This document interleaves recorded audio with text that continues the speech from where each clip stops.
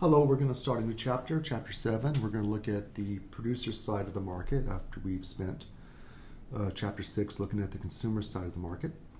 And we're going to start out with the types of firms and different types of profits. Economists use the word firm to describe any business. So out there in the business community, they have particular words to describe different kinds of businesses. We'll get to just a brief survey of those in just a minute. But for economists, we tend to call any kind of business a firm. And the purpose of a business a firm is to take in inputs to produce output. And we're going to simplify the analysis and make their primary goal, their only goal, to maximize profit. Not entirely true for many businesses, but even if your main goal is not to maximize profits, profit has to be there somewhere.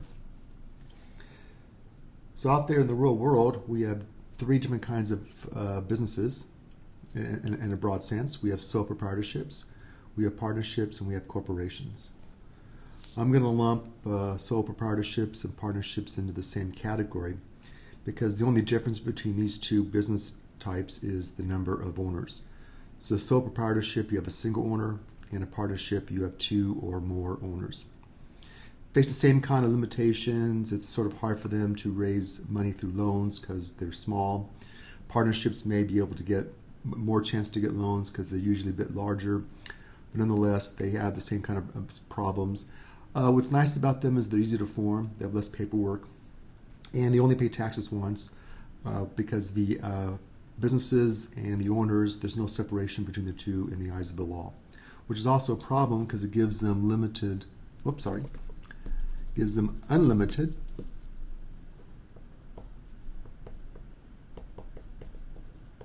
liability.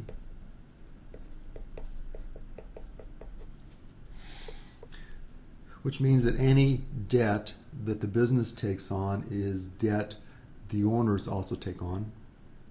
Any kind of lawsuits against the business or lawsuits against the owners personally. So all of the owners' assets, their homes, property, are all at risk in terms of these business entities. So that's the main downside of these types of businesses. These would be non-corporate businesses, and your sole proprietorships and partnerships, the main downside is unlimited liability. The main difference between corporations and proprietorships and partnerships is they have limited liability, which makes a big difference. What happens here is that in the eyes of the law, the owners of the corporation and the corporation itself are two separate legal entities. And so it's a corporation that takes on the debt, not the owners. If it's a lawsuit against the corporation, it is not a lawsuit against the owners. So the owner's personal assets are protected against what happens with the corporation. The main reason for this is to allow the corporation to expand. If you did not have limited liability, then it is a strong deterrent for the owners of a business to take on more debt because they would be personally responsible for that debt. And therefore, this is a way to give the businesses an incentive to grow, to invest, to acquire debt because it gives the owners that protection. The main downside of a corporation, or I guess two, is that it's harder to form, more paperwork, and you have to do taxes both for the corporation and for the owners. Because now, since there's two separate legal entities, you have corporate taxes, and then you have any kind of pass-through to the owners through dividends will also have to be filed as taxes as well. In terms of this course, we're just going to lump them all together and just call them firms. And so down here we have our equation for profit. Total revenue minus total cost. We spend a lot of time talking about total revenue. That's on the consumer side. Can that be price, which sometimes the firms have discretion over, other times they don't. And you times that by your quantity demanded, which the owners, the businesses have no control over at all, except maybe through advertising. Now let's talk about cost in this chapter. And there's going to be two different kinds of cost. One's going to be accounting cost, which is how you would look at cost under an accounting procedure. And they look what's called explicit cost. These represent direct payments of money. We sort of talked about this earlier when we talked about opportunity costs. But these represent the payments of money to acquire labor, to hire workers, to pay for raw materials, to pay for rent, to pay interest on loans and so forth. And so your accounting profit is going to be your total revenue, which is price times quantity demanded, minus just your explicit cost. Now your economic cost is different. Your economic cost includes not just your explicit cost, but also your implicit cost. Again, your implicit cost represents foregone payment. So explicit cost represents money being paid out. Your implicit cost represents money that could have come in to the owner or owners, but the owner or owner says no to, for whatever reason. And these are the foregone payments for the use of self-owned resources and money. So again, anything you own that you use yourself has an implicit cost. Think about your time. If you use some business using your time, there is an implicit cost of your time, and that is a salary that you say no to. So you could be working for someone else, earning whatever they would be, and by running your own business, you give up that salary. Now that would not be included under an accounting procedure, but it should be included under looking at the economic cost. What economists are after is not whether you are correctly filing your taxes, you're paying all your bills. Economists are more interested in, have you made the right choice? Have you looked at all the information? And then also give us an idea of where resources are going to flow. If you have markets, a different kind of markets, will resources be flowing into those markets or resources flowing out of those markets? And then your economic profit is your total revenue minus economic cost. In both cases, for accounting profit and economic profit, total revenue is done the same. The difference is your cost. And in this class, whenever I use the word cost by itself, that will mean economic cost. If I mean accounting cost, I would say directly accounting cost. Other than that, the word cost will always be interpreted to be economic cost, which includes both the explicit and implicit cost. Give an example of all this. Let's say we have farmer Monica, has 100 acres of land that she plans on growing wheat, and she estimates her revenue and cost to be the following. So cost of seed, $20,000 for the year, cost of labor, $20,000, cost of fertilizer, $60,000. And the seed and fertilizer have to be paid up front at the start of the year. And that means also there will be an implicit cost if you're using your money there as well, which is why I did that. And your total revenue, Monica thinks her total revenue is going to be $120,000.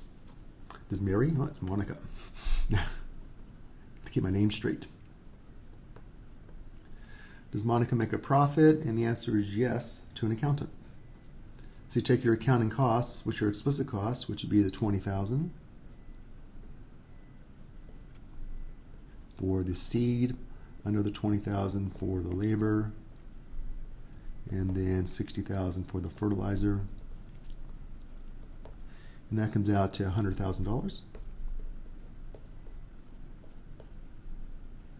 And your accounting profit would be the estimated $120,000 minus $100,000. So using an accounting procedure, farmer Monica expects to get $20,000 in accounting profit. You ask an economist the same question, the economist would say, well, we don't know. We need more information. We need to know about her implicit cost. So Mary's using her own land, 100 acres of land, so that's a foregone rental value. Let's say it could be rented out during the year for $40,000. That represents an implicit cost. That is a foregone payment that Mary is saying no to because Monica is using the land herself. Again, my name's messed up. And then the foregone salary for Monica would be $30,000. If Monica would work for someone else, she would earn $30,000. And the money that had to be paid up front for the seed and fertilizer was $80,000. Well, if Mary has to take that money out of the bank and use it to pay for the seed and fertilizer up front, there's an implicit cost on that as well, which is the foregone interest. If you have money in the bank you pay you interest. And Monica could probably put that into a bank for $80,000 and probably get about maybe 2, 3, 4, 5% on a certificate of deposit. And let's say, just for argument's sake, the interest would be 2.5%. So the implicit cost would be $40,000, which is the foregone rent, $30,000, which is the foregone salary, and then 2.5%, which would be 0.025 times 80,000. That would be 2,000. And so these two numbers together is 70,000. That calculation is 2,000, so her implicit cost is $72,000. So then her economic cost would be the explicit cost, where Monica has to pay out. I shouldn't change names. Which Monica had to pay out for the labor, seed, and fertilizer, and then her implicit cost, the payments and money she's saying no to, the fertilizer, the rent on the land, money for her time, and the interest on the $80,000. Together, it's $172,000. So then Monica takes $120,000, the same revenue as before, and subtracts 172 and comes up with negative $52,000. Now, it doesn't mean that Monica owes that money to anyone. She doesn't. As we can see up here, Monica owes no money because she's able to get an accounting profit of $20,000.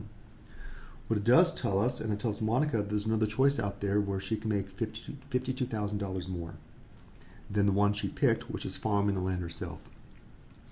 We go back here, we have two choices. Monica could work the land herself and end up with $20,000 at the end of the year. Or right here, Monica could rent the land out, work for someone else, leave the money in the bank, and have $72,000 at the end of the year. What's the difference between these two numbers? $52,000 right there. And we would call this an economic loss.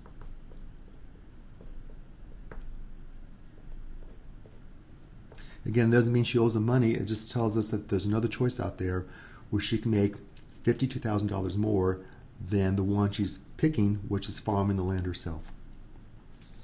And I'll stop there for part 1.